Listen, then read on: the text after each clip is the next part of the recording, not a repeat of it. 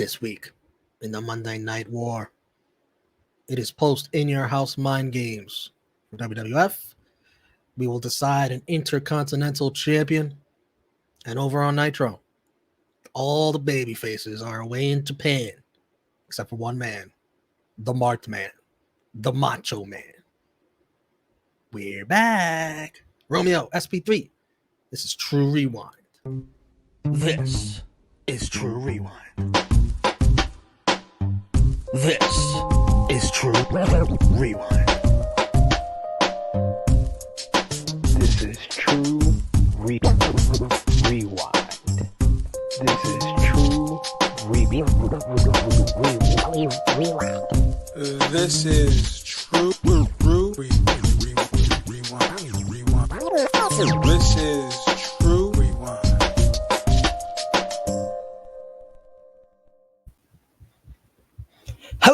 Hello. It is me, your Tru Heel Phenom, SP3. We are back in the DeLorean. Pump up the flux capacitor, fasten your seatbelts, because we're going back in time to September 23rd, 1996. We got a baby on board, the car seat in the back. We are back. Tru Rewind episode 84, I believe. 84. A marked man reviewing the September 23rd, 1996 editions of WCW Nitro, WWF Raw.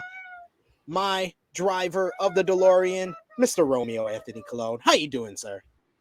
I am doing wonderful. It's good to see you, brother. It's good to see Harlem. It's good to be back here. Fightful Overbooked. We're back in the DeLorean, reviewing Nitro and Raw of the past. Let's do this. Yes, we are back on Fightful Overbooked. Harlem is back with us as well. Remember, everyone, thank you all for joining us. Thank you all for watching this review that we do for Tru Rewind. We're so glad to be back here on Fightful Overbooked. Remember to drop the thumbs up on the video. Share this video with all your wrestling fans, friends, and family on all your favorite social media platforms. If you are new to the Fightful Overbooked YouTube channel or new to Harlem Talking Over Me, remember to hit the subscribe button, hit the bell to stay notified for all the great content here on Fightful Overbooked. Romeo, as always, you're the driver, the pilot of the DeLorean. Take it away. Let's start with Monday Nitro, September 23rd, 1996, from Birmingham, Alabama. Many of the top WCW superstars are not there. They're in Japan, wrestling over there. And Nitro, there was an ad taken out in the newspaper by the NWO. While WCW is away, the NWO will play. Very nice, very nice. Not so nice, Tony Schiavone's long fingernails. Cut them, pal. Yeah, like that is not pretty at all. I thought it was very interesting that they did that, because this would become something that they wouldn't do until like a year later, as far as the NWO spray paint over that WCW Monday Nitro. But we did get an NWO Monday Nitro on this broadcast. Oh boy, did we? Entertaining footage from earlier today, showing the fans in the back talking trash to the NWO's propaganda, tearing up their signs. They were not happy. I love this guy.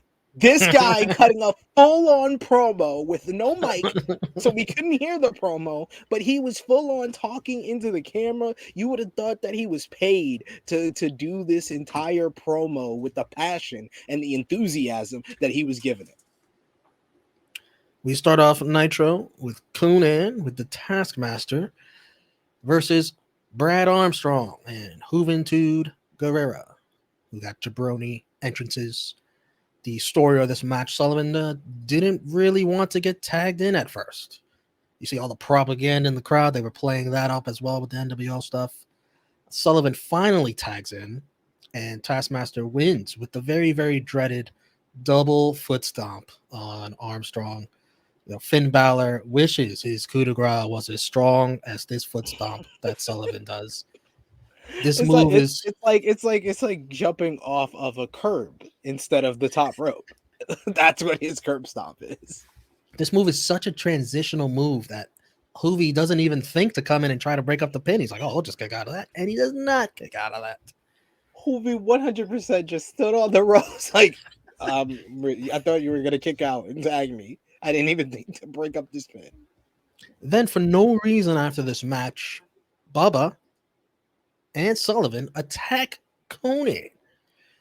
Jimmy Hart looks into the camera and calls it an initiation into the Dungeon of Doom. Conan forgives everything and spits into the camera saying that he's Dungeon of Doom. This was one of the most ridiculous starts to a Nitro I have seen yet. We are back, baby. We are back in the DeLorean with this trash. We are really back because we got the Dungeon of Doom kicking off the show. Conan, who I legitimately believe has been a part of the Dungeon of Doom for about a month now. That's not how initiations work, Dungeon of Doom. You're supposed to do this before he is actually with the group. Like, he has been with the group for well over a month. I think 2 months now. This is ridiculous. Wasn't he with the Dungeon of Doom at Fall Brawl? Wasn't he with the Dungeon of Doom at Clash of the Champions in August?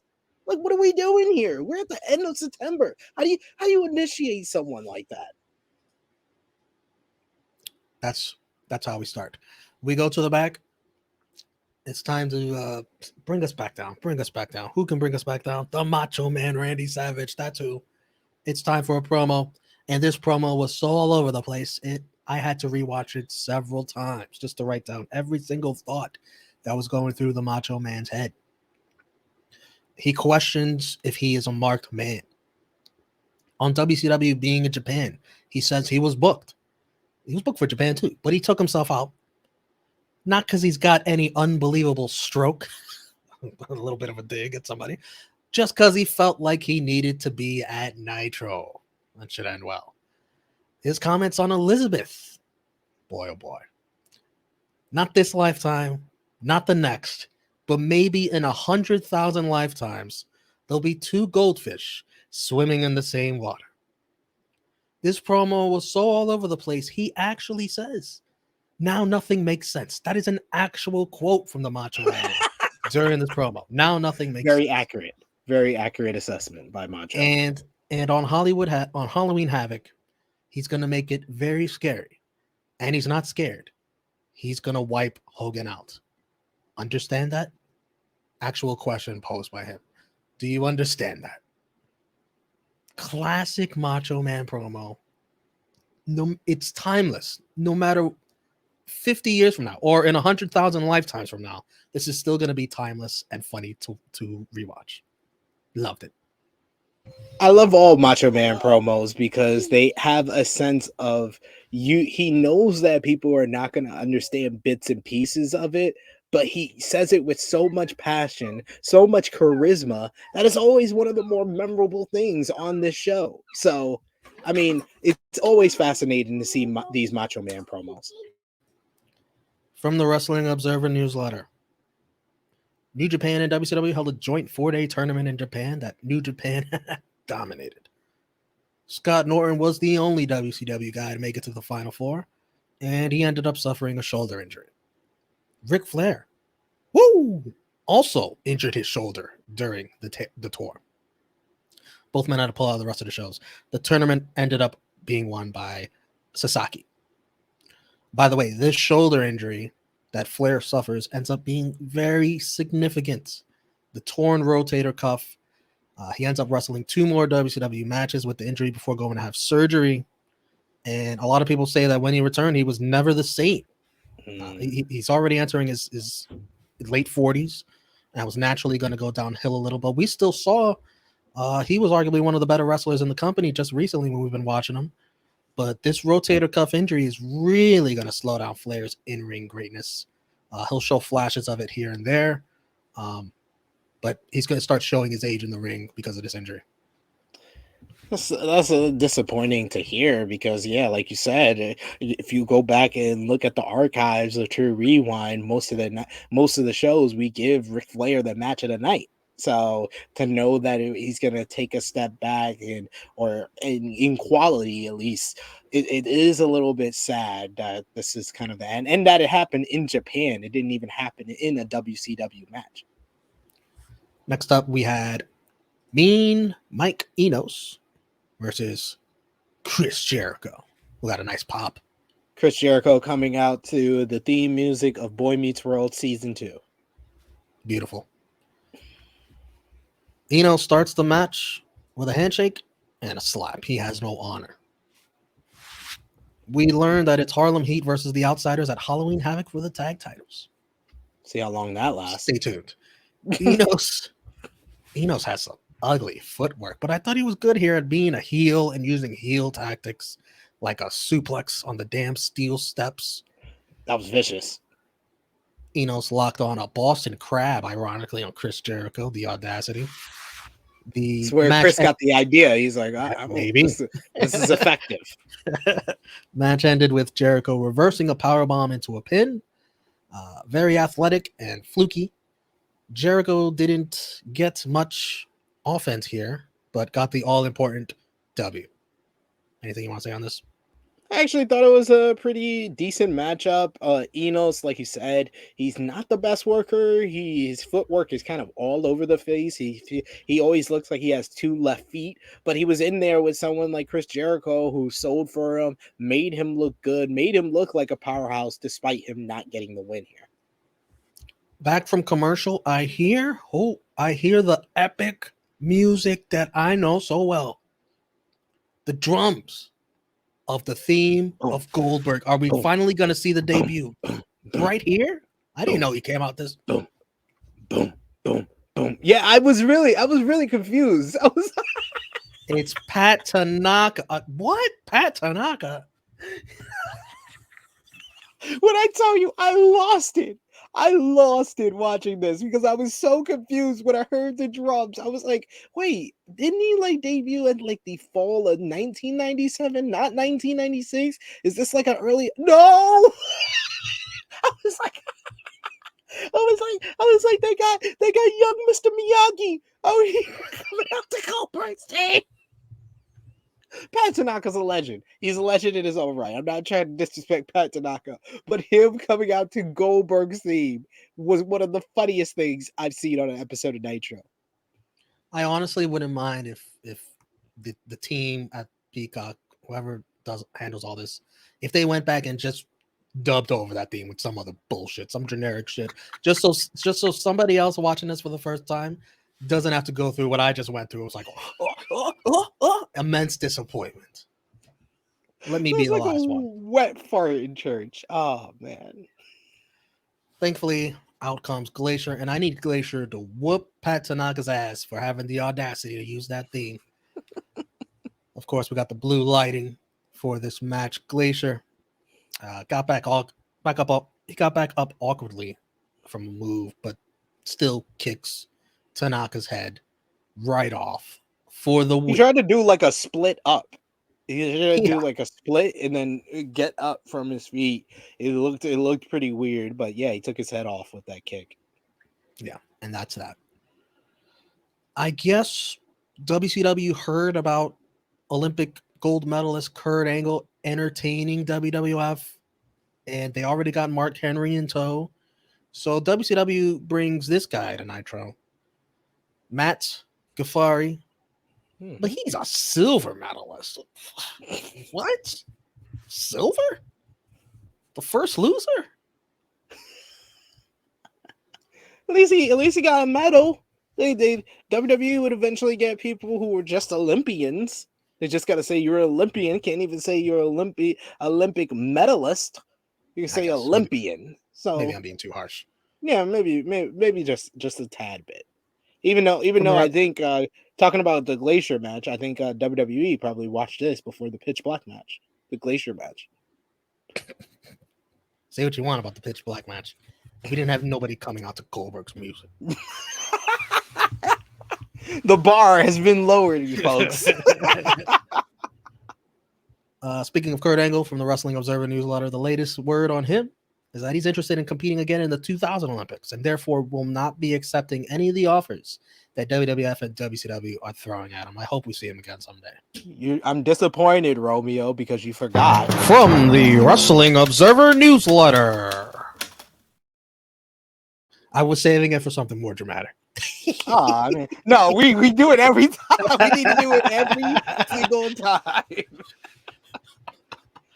Next up, we got Public Enemy versus the tag champs, Harlem Heat. Harlem Heat jump Public Enemy before the bell rings. Public Enemy, very interesting attire. It looked like to me a combination of the Seattle Supersonics and Taco Bell. I don't know. Rocco Rock is Probably number where double zero. they got the bandana from was Taco Bell. Rocco Rock is number 00. Johnny Grunge number 69. Very nice. The NWO, we see them arriving out back during this match. Booker misses a Harlem hangover, but eventually does a small package on Grunge, gets a 1 count, but Grudge is somehow able to reverse it so that he has the leverage, and he gets the 3. Outstanding refereeing by Nick Patrick, unbelievably. Both men celebrate, thinking they won. Booker goes to grab his tag titles from Patrick, but Nick shakes his head. We got new champs and new. The crowd pops. Public Enemy celebrate with the belts in the crowd. And so much for Harlem Heat versus the Outsiders at Halloween. Now it's Public Enemy versus the Outsiders. That should be weird. But yeah, I mean, I was shocked by this. I did not remember that Public Enemy won the WCW tag team titles. Very surprising finish here, and the match, it was a match. It was fine for what it was, but the outcome and the result was the surprising factor. Greg Valentine versus the Macho Man Randy Savage. Why does Greg Valentine always look like he's like 55 years old? Like, it doesn't matter what year you pick out of his career. He's an ageless wonder, but his age is always old. Macho Man does a little selling until he snaps and hits Valentine over the head with a steel chair. The ref doesn't call for the bell. He waits for Macho Man to do it again, this time off the top rope. Then he's seen enough. Then he calls for the bell. Then Randy appears to throw the ref over the top rope. I don't know, because they cut to the NWO running in. It was an attack on the marked man, the Macho Man. It's Hall, Nash, Six, DiBiase, Razor's Edge on Macho Man. We cut to Liz, who appears at the ramp, looking very concerned. She runs away. Jackknife powerbomb from Nash. The fans pile the ring with trash, very disappointed. Giant enters the ring looking all dapper. He's got a microphone. He celebrates with the NWO. And then he introduces Hollywood Hogan, calling him the all-time greatest professional wrestler in the world. The crowd pops for Hogan. The crowd holds up their NWO propaganda. Savage continues to be beat down. Hogan with a leg drop. And then another. Nash even beats Macho Man with a Slim Jim. I shit you not. He whipped out a Slim Jim and beat him. He whipped him. Hogan celebrates, grabs the mic. He says the bright lights shining off Macho Man's bald head needs to be taken care of. Hollywood is an artiste, and anything less would be uncivilized. If there was ever a pot calling the kettle black moment, it would be this. What a heel. He spray paints Randy's bald spot. The Giant snaps into a Slim Jim. The Outsiders confront the announce desk where Bischoff is now at, because it's the 9 p.m. hour. Scott says, do your job and do it well. Outsiders take over on commentary. Scott says, let's bring out Ted's head of security. It's Vincent, the newest member of the NWO. Vincent gets himself a payday. Vincent smacks the shit out of Bischoff. And Michael Jones, formerly Virgil in the WWF, which was a knock on Dusty Rhodes, debuts in WCW under the name Vincent, which is a knock, of course, on Vince McMahon. This man can never have a name that isn't a knock on someone, apparently. I mean, this was the most effective that the NWO was all night, as far as having an entertaining segment where they, are accomplishing their goal of the hostile takeover, but the whole show goes downhill from here. And it feels like a distant memory of the Giant who was like this unstoppable force on this show. Now they got him in a freaking one-piece suit out here doing the ring announcing and introducing Hulk Hogan after being his arch nemesis for the past 2 years. Crazy. Back from commercial for NWO Nitro. Hall and Nash talk about taking over NASCAR. They bring out an NWO race car. Kyle Petty will be brought in to drive the car. I had to look up his statistics. He ran 829 races in his 30-year career. He won 8 times. So, is that good? Is that good? I don't think so. I don't know. I don't know how this work. I don't know. The show continues with the Giant as the ring announcer. He announces the next match has been brought to us by the NWO. Thank you. What does the NWO got for us?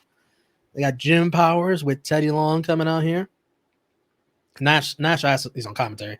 Nash asks, is it him or just Teddy put on a little weight? Wow.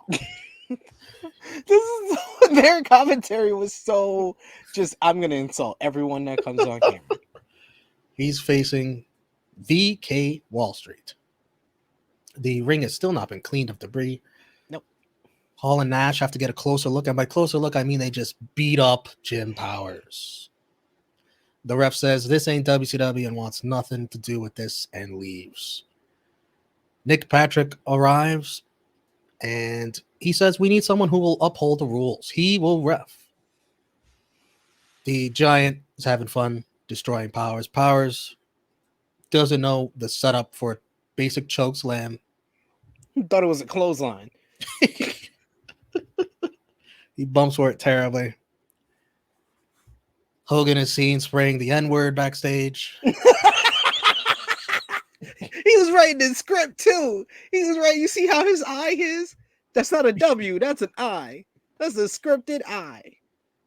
NWO wins. Giant wins.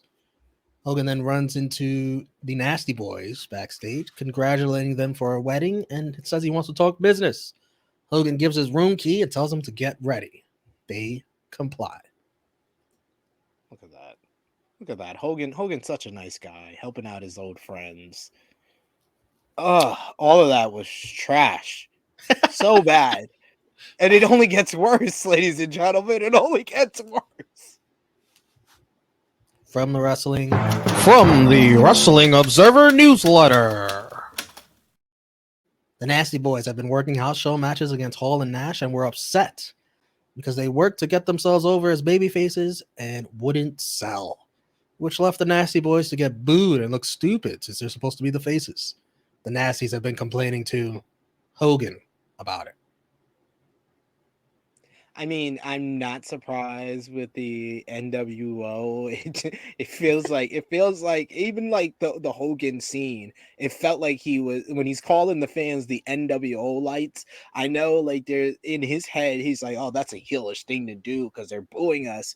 No, slowly but surely, these fans start to realize that they are the guys that are always whooping ass. They are the cool heels. This is the start of them being cool heels. Hacksaw Jim Duggan versus Ron Studd. Hogan Greek Studd during his entrance and then beats his ass with Kevin Nash. The NWO He is music probably plays. the most ineffective Giant I have ever seen in wrestling. Nash? Oh, the Studd. No, Studd for sure. The NWO music plays. Hall calls it the soundtrack to your favorite adult movie. It does sound like porn music now that I think about it. It does. Nash says they will have an NWO Tag Team Invitational Tournament. It's Six versus Duggan, it appears, all of a sudden. Duggan whoops Six for a bit until the Giant interferes, chokeslamming him on the outside. Six wins with the pin.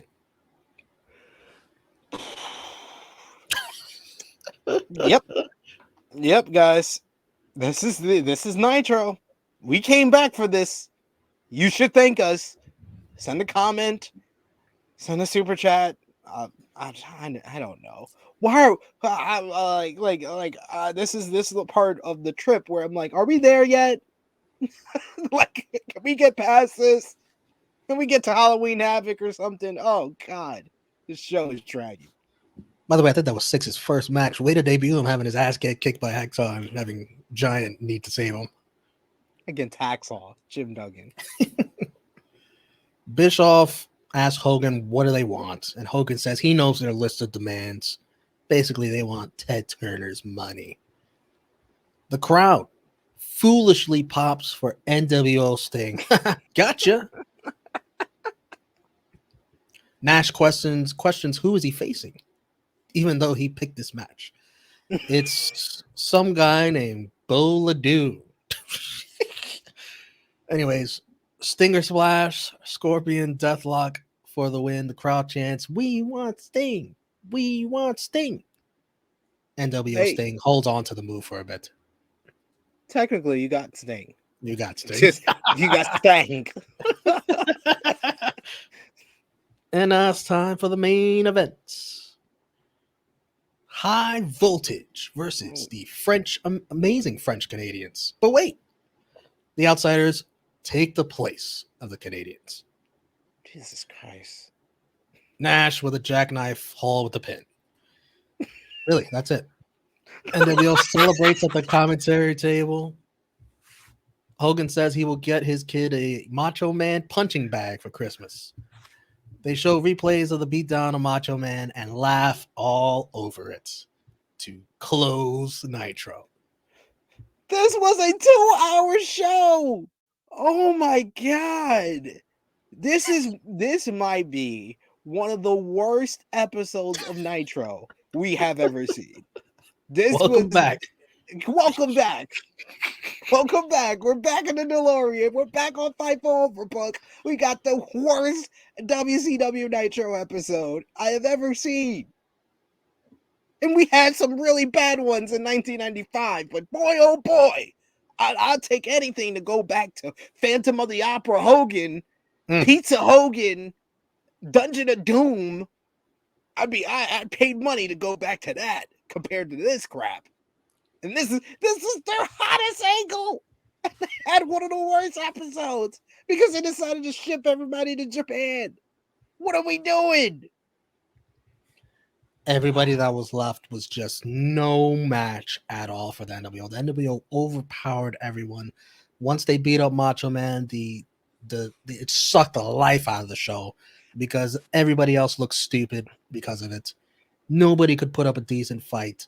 It was just one long punch in the nuts for the viewers. Like, this is the NWO show. Heels run this shit. These baby faces are all trash, all ass. There's nobody to look forward to. There's nobody to root for. Bam. NWO put over strong. And my question to you, Romeo, what was Macho Man's plan? He knew he was a marked man. Did he even have a plan? He had a steel chair in his hand and then didn't have it when the NWO showed up. What are we doing? Something told the Macho Man to not go to Japan, be at Nitro. Get his ass kicked. Get his ass kicked. No plan at all. Get his ass kicked. Match of the night. This is easy for me. Jericho. Yeah. 100%. And like, I would say 85% based on Jericho's performance. But yes, match of the night. MVP for me got to be Public Enemy. And I got to say the NWO too, because they just ran over everyone. Ran roughshod. Yeah, by default. It's the NWO. And yeah, I'll give it to Public Enemy for winning the tag titles. LVP, everybody else, and Macho Man for not having a plan. We agree. Not even gonna ask you. Nitro gets a thumbs down. Rating. Yeah. Can Harlan do a thumbs down? Do that. She doesn't wave. No, she said 1. She said 1. Oh, we the ones? Yeah, she the one. She the one. The rating last time we were with you, Nitro did a 3.6. What do you think this Nitro did? I want to say it probably started out at 3.6, but it went down as the show went on. So I'll go 3.3. close, 3.4 for Monday Nitro. They probably started at like a 3.8 then. It went down to 3.4 Wait a as the second. show Oh, progressed. everybody's in Japan? Click. I'm going to watch Raw. And Raw. Let's switch the channel. Raw was in Hershey, Pennsylvania. JR, King, Kevin Kelly, all on commentary. We see Mr. Perfect in the ring. He joins on commentary too. We see Pat Patterson. He is the ref for the Intercontinental Championship match, kicking things off. Faarooq with Sonny versus the Wildman, Marc Mero with Sable. This match, Mero, very athletic. His usual flip over the top rope to the outside. And then he does a springboard moonsault off the top rope. We get Ahmed Johnson on the phone, checking in. Do you have what he said, or you want me to read it? You can read it. I didn't jot this one down. Well, basically, I'll try my best. Feeling that better. I'll be back before you know it. Something like that. King heard he had to get a kidney transplant from Jake the Snake. Oh man, jeez. Those didn't get old. We're back, but it didn't get old. Those Jake the Snake Robert digs. Faarooq hit a nice Samoan drop from the middle rope. Pat Patterson eventually ejects Sonny. Mero with a top rope Hurricane Rana. Sonny eventually returns, not giving a shit about Pat Patterson's ejection. Who the fuck is he? Yeah, I was like, who cares? Who cares about ejections? She could just come back out. She leaves her purse, her handbag in the ring. Sable and her get into a slap fight. Faarooq tries to use the purse as a weapon, but Mero ducks it and hits him with the purse. Mero with the wild thing off the top rope for the win, and new Intercontinental Champion. Sonny opens up the purse, reveals a brick, and she disposes of the evidence, even though that would have helped her case, considering Mero used it. Whatever. She didn't want Faarooq to see the brick. That's true. Mero interviewed, gives all glory to God and his Lord and Savior. And to JR, he thanks JR. He thanks his best friend and partner, Sable. Then he thanks Mr. Perfect for all his wisdom. JR says, "What about me? Jim, you're a great guy." Yeah, you said he thanked JR. He didn't thank JR. JR was like, "What about me? What about me?" He's like, "You're a great guy too." I was like, JR trying to get some type of shine. This was a foreshadowing to the main event. This was physical, athletic, and one of the more enjoyable matches on Raw I can remember. Those come few and far and in between. This was the best match on either show. On either, not even close. Not even close. Mero, he came off very athletic. He just brings a lot of energy to his matches overall since he's debuted in WWF. Faarooq played a nice little powerhouse here. This kind of felt like a pause on his push though, so that's the only downside to all of this. But they did protect him with the finish, him getting nailed with the brick before taking Wild Thing. But good match, and I think Mero as Intercontinental Champion was the right choice coming out of this tournament. Yeah, what can possibly go wrong with Marc Mero? He's like, yeah, he's doing good. What happens? We'll see. There's a door backstage that says Razor Diesel, keep out. Oh boy. Oh boy, oh boy. I wonder who's behind those doors. Then we see a video flashbacking to Jeff Jarrett HBK from 1995 when Sean beat him and Rhodey accidentally tripped Jeff for the IC title. We got the highlights from the all famous With My Baby Tonight music video. Keep spinning real slow. I can't wait to be alone with my baby tonight. But the narrator of this video, did he actually sing the song tonight? Jeff Jarrett, Exposed. I don't want to see that. Doc Hendricks on the scene in the locker room with all the baby faces celebrating with Marc Mero. Back to this conspiracy. Vince McMahon is the voice. He is the investigative reporter on Double J's musical conspiracy. Vince calls him country music's version of Milli Vanilli. Vince said he never sung or recorded the song. And next week, the man who really sung it and was ripped off by Double J will join the show, the real Double J. They showed this, like, the Circle is claiming he never sang it. I never saw any actual evidence that is giving to all this incredible conspiracy theory. Yeah, that Vince like McMahon has. like them freeze framing it when his mouth isn't moving wasn't really the proof that they were looking for. I think he did a good job of lip singing it. It was straight out of the Britney Spears playbook of his lip singing. So I didn't see any legitimate proof that Double J was lip singing though. This Jeff Jarrett controversy. We need to go. You know where we gotta go. From the Wrestling Observer newsletter. The Roadie is being brought back to WWF after signing a 5-year contract, which Dave says is mind-blowing considering his track record. He failed a drug test and walked out on them last year. He'll be coming in as the real Double J, Jesse James Armstrong. And they exposed the idea that he was the one who sang Jeff Jarrett's songs in order to bury Jarrett. You know why? You know why? Because Jarrett's heading back to WCW. Where he's expected to join the NWO. There was interest in bringing in Bam Bam Bigelow, but he had a lot of problems with the clique in WWF, and that was one of the reasons he left. And with Hall, Nash, and Six all there now, Bigelow has nowhere to go. Oh, man. The entertaining drama behind the scenes.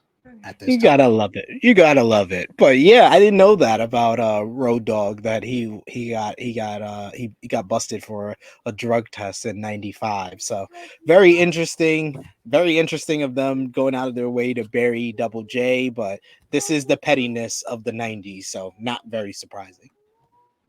The Body Donna, Skip and Zip versus Bulldog and Owen, the new tag team champs with their new manager Clarence Mason. Big ECW chants early on in this match. And then I see a wild Pitbull. Then I see a wild Taz holding up a sign that says Sabu fears Taz. JR on commentary, not impressed, saying these guys wrestle in bingo halls. Back from commercial, I think we hear Go ahead. Jim Ross seemed more indignant than Jerry Lawler about them. Say they're from the local independent outfit in Philadelphia. JR's been healing it up. We'll get more into that. Back from commercial, I think we hear "We Want Brett" chants. Owen gives a thumbs up to the crowd. Jim Cornette backstage claims to get Mason disbarred and dismembered. Ooh, wow. Next week, it'll be he and Vader versus HBK and Jose Lothario, and quite the barn burner. Mason, just on commentary, wants to get paid in his lawsuits versus Jose Lothario. Also next week, Savio Vega versus Razor Ramon.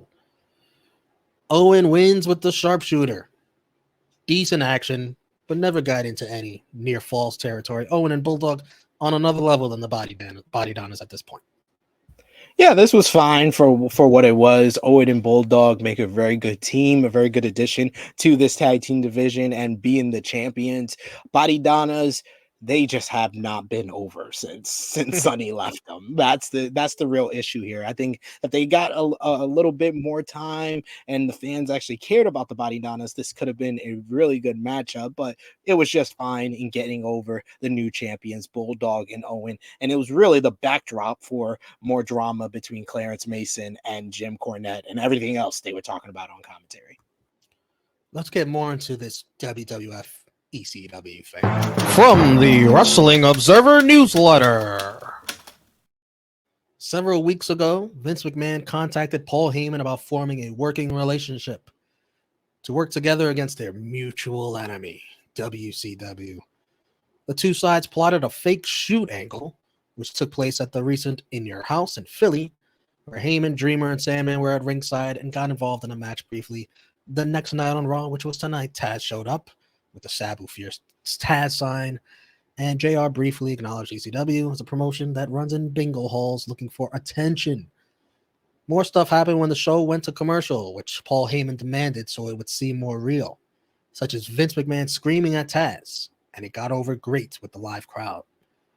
Meltzer thinks it's a fine idea, but it shows Vince's desperation about WCW kicking his ass. And it's good news for ECW because it gives them exposure. But in the end, it's not an angle that will draw money or spike ratings because ECW is virtually unknown to most of WWF's audience.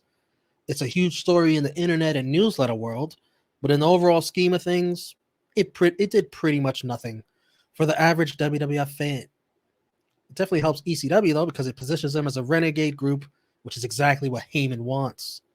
Dave thinks an interpromotional feud could work in the future if done correctly.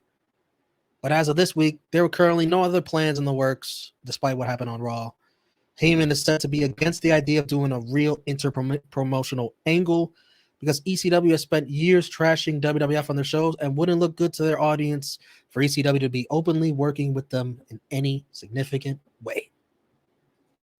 Yeah, I think this was the right way to do it. This was my first exposure to ECW as a fan back in these days. And then I was telling my missus when I was watching this that this made me eventually on a Saturday night in 1996 stay up a little bit too late, saw MSG, and I was like, oh, there's wrestling. Oh, there's the guys from Monday Night Raw and from the Mind Games pay-per-view. And that's how I discovered ECW. So it did work in getting ECW exposure. It made it feel like unpredictable, the things that would happen on Monday Night Raw. So I think it was a good partnership because they got a lot for both WWF and ECW.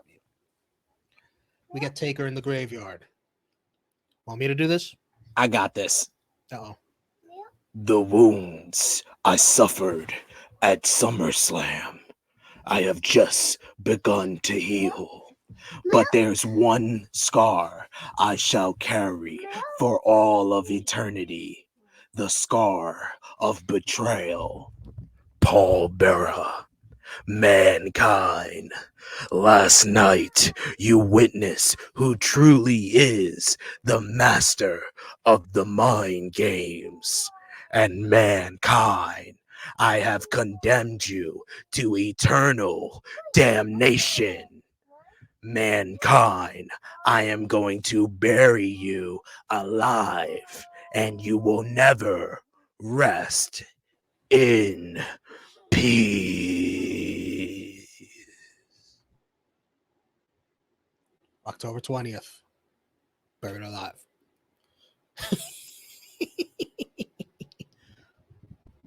Harlem's got to be freaking out. A little bit. Doc Hendrick tried to interview Razor and Diesel backstage, but they closed the door on him because only JR gets that scoop. Jerk. Stone Cold Steve Austin's on commentary now. He spits on the life and career and family of Bret Hart. If his parents would have been smart enough to practice safe sex, he wouldn't be dealing with them right now.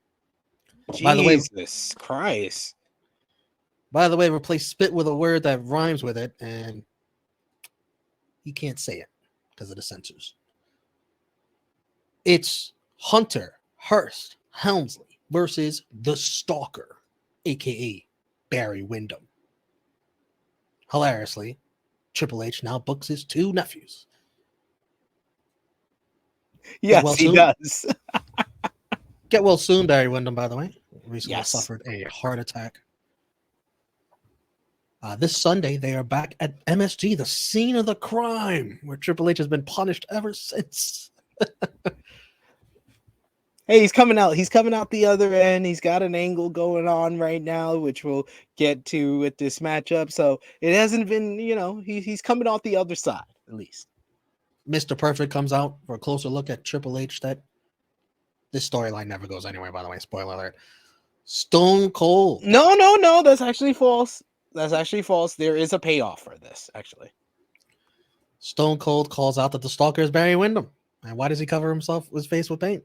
Kevin Kelly no-sells it. Stone Cold wasn't supposed to say that. This is this former NWA World Heavyweight Champion, Barry Windham, and we're covering this with paint and calling him a stalker. Mr. Steal Your Girl, does it again, whispers a little something something to Triple H's valet, and steals her. Superplex on Triple H, who was distracted on the top rope by the Stalker, for the win. Hunter, not happy. Another one bites the dust. He's running out of girls, y'all. He's running out of these girls to to show off here. I thought this was a decent enough matchup, but once again, this was another match on this show that it's not really about the match. It was more about Austin on commentary. It was more about Perfect stealing the girl again and keeping that angle running. I thought the superplex looked good. It was shades of the Barry Windham that I used to see in, the old videos with his matches with Ric Flair and stuff. But he is a Barry Windham that he packed on the pasta, and he has the body of his one of his nephews. I'll let you choose which one. Jim Ross was ready to bring out Razor and Diesel to a big pop from this gullible crowd. But first, Silly. Paul Bearer and Mankind in the graveyard. They had a response to The Undertaker, with Paul Bearer starting off and saying, "Mankind, it was The Undertaker. It was all The Undertaker's fault. He was the reason you lost the WWF Championship, Mankind. The Undertaker. And what was he doing in our casket? The casket that belongs to us. But we still have the power of this urn." And Mankind replied, "Paul, thanks to last night, these maggots are going around my diseased mind because I can't figure out how did he get there? He wasn't there. Well, you see, The Undertaker, you will come to view last night as your gravest mistake because you took something that was purely destiny and made it personal." Paul Bearer interrupts and says, "This is the spot. This is where The Undertaker wants to bury you alive. Oh, yes, it is." And Mankind replies, "You see, Undertaker, you took something that was mine, and I have no choice but to take something that is yours, your last breath. I will make it mine, all mine. Have a nice day." Have a nice day after saying you're going to take his last breath. Yes, I was watching this with my missus. He was like, "He's so over the top. Why is he going to take his last breath?" and I will tell you guys, pulling back the curtain, my daughter was marking out of the Paul Bearer voice. She was going, We'll have to do that more often. Back to Jim Ross in the ring. JR got mad when they had to go to commercial. Then we're back. We're back with JR. JR says he ain't got no damn loyalty to WWE. He came there to be the primary play-by-play guy, and he's the best in the business. But at WrestleMania 9 on his first day, they gave him a sheet to wear. He left the NFL for a toga. It's crap. He carried the King of the Ring broadcast. The egotistical owner of the WWF, Vince McMahon, couldn't stand the competition, so JR disappeared. And in 1994, he got Bell's palsy. Mr. McMahon, how do you thank him? He fired his ass. He got hired back for 50 cents on the dollar to work in the front office after McMahon got indicted in the damn steroid trial. He inferred that he was the reason that Razor and Nash left. He introduces one of your favorites back. It's Razor Ramon. The music plays, and here he is to a big pop. Razor Ramon. Kevin Kelly says, that's not the original. JR says, how do you like that?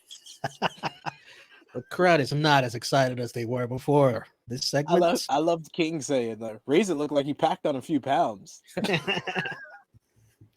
The imposter actually does a decent accent of Razor Ramon. That was so bad. It was so bad. No, it was decent. Come on. Don't lie to the people. It was such a put on. Look at that face. Look at that face. I said the accent, not the look. Savio Vega jumps in to quickly end the show. It was like, end this, please. End this, please. End this, please. And immediately off that disappointment. We didn't even get Diesel. Yeah, let's hear from Meltzer real quick. From the Wrestling Observer newsletter. Jim Ross ended up being the scapegoat for the terrible fake Razor Diesel angle. They made their debut on Raw. Funny enough, Scott Hall and Kevin Nash were on Nitro just earlier in the hour, saying, "Accept no imitations." Great stuff. Great timing by Hall and Nash on that. It's believed that this whole thing may lead to an angle where Jim Ross leads an outsider group of guys who used to be in WCW, such as Brian Pillman, Vader, Steve Austin. But the angle is so dead right now, there's serious talk of just dropping it entirely. I mean, I wouldn't blame them if they dropped it entirely at this point. I mean, the fact that the biggest outcome out of all of this is JR going heel. That's the big heel out of all of this is JR. Yeesh. I mean, JR cut a good promo though. I forgot he was this effective. When he gets angry, riled up, he's very effective in this role. It's I wish we can get some of that passion back nowadays over on AEW. But this was good as far as JR's portion of it, but this was like. This is so bad. This is like passing off the Louis Vuittons from China. Like, it's so bad trying to pull off, have Tiger Ali Singh playing Scott Hall. Ridiculous. Match of the night, no debate. Mero, Faarooq. For both of us. Yeah. MVP, definitely Marc Mero for one. And I'll go with Mr. Perfect for the other. Mr. Steal Your Girl. I'll go with Mr. Perfect straight up, full stop. Mr. Perfect was in the corner of Marc Mero, guided him to the Intercontinental Championship, and then he stole another one of Triple H's girls. And then he's got his wife back home. LVP, there's a few. Triple H, Jim Ross, fake Razor. You? Yeah, I'll go Triple H. I'll go Jim Ross, fake Diesel, Jim Cornette because he lost his tag team champions. He lost two clients that are now the tag team champions. So yeah, all of those guys. LVP. All right, can you repeat those? I froze. I have to write these down.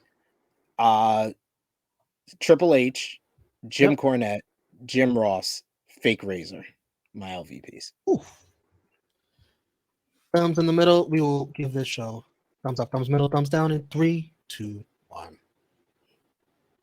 Middle from both of us. Middle. Yeah, especially in comparison to Nitro. It's definitely a thumbs in the middle. It's a step up from the trash that Nitro was. The Mero match was fun to watch. And the show's only an hour for now. Exactly. It's a lot more digestible. They set up the main event for the next pay-per-view. The fake Diesel angle tried to drag this down, but Mero and Faarooq was good enough, and the promos by Barra, Mankind, and Taker were enough to keep this in the middle. The rating last week, they did a 2.1. What do you think they got? Go 2.0. Nailed it. Flat 2. But in the ratings war, Nitro wins again. 3.4 to 2. They've won 13 weeks in a row. They lead 30 to 17 to 2. And on the Tru Rewind scoreboard, we both think Raw is the better show. But Nitro still leads that too. WCW is up 31-17 in the Tru Rewind war.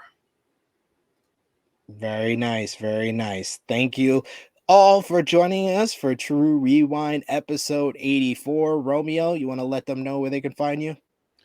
Yes, find me at For Romeo Anthony. Twitter, Instagram, YouTube. I do reaction videos on the YouTube channel For Romeo Anthony. Catch me on the Tru Heel Heat Wrestling channel. Raw, NXT, Dynamite watch-alongs, pay-per-view watch-alongs, pay-per-views, a lot of stuff over there. And catch me on Tru Heel Heat Sports, where we do a Super Bowl watch-along as well. Join us for all of that and more.